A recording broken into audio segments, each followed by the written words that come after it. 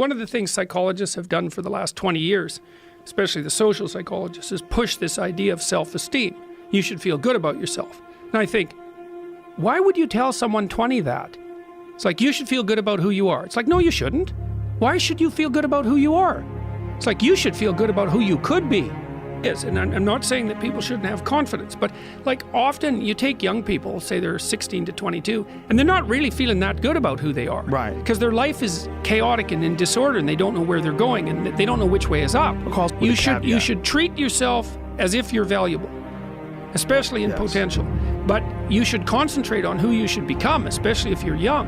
And so let's say you're miserable and nihilistic and chaotic and depressed and all of that now, and you have your reasons, you know, terrible parenting, abuse, all of those things. It's like, well, you should feel good about yourself. It's like, no, it's not the right message. Is that it's more like you should understand how much potential there is within you to set that straight. And then you should do everything you can to manifest that in the world, and it will set it straight. And that's better than self-esteem. It's like, you're in a crooked, horrible position. Okay, fine. There's a lot of suffering and pain associated with that. Yeah, you can't just feel good about that because it's not good. But you can do something about it. You can genuinely do something about it. And I think all the evidence suggests that that's the case. Yes. So I'm telling young people, look, no matter how bad your situation is, I'm not going to pretend it's okay. It's not okay. It's tragic, tainted with malevolence. And some people really get hurt by malevolent people. Like, you know, terribly hurt. Sometimes they never recover. It's really awful. But there's more to you than you think.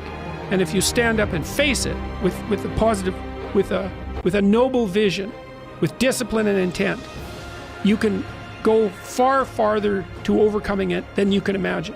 And that's the principle upon which you should predicate your behavior. Let's say there's a bunch of things that you're afraid of that are in your way.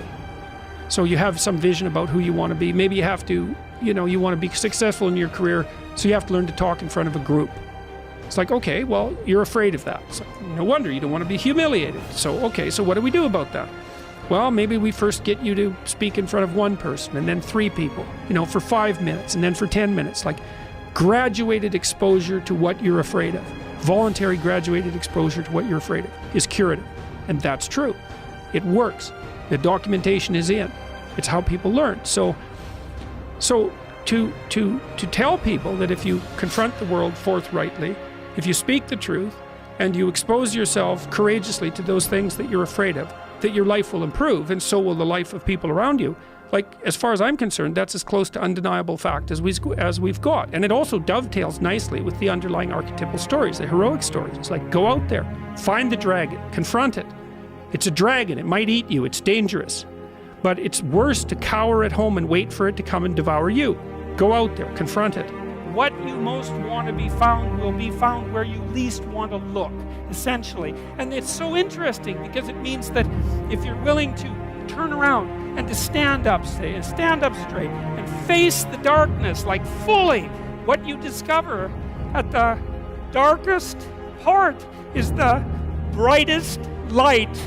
And that's something that's so much worth discovering, because there's going to be terrible darkness in your life, and it's going to make you cynical and bitter, and it could easily be that you're just not looking at it enough, because if you looked at it enough and you didn't shy away and you brought everything you had to bear on it, you'd find that there was more to you than there was to the horror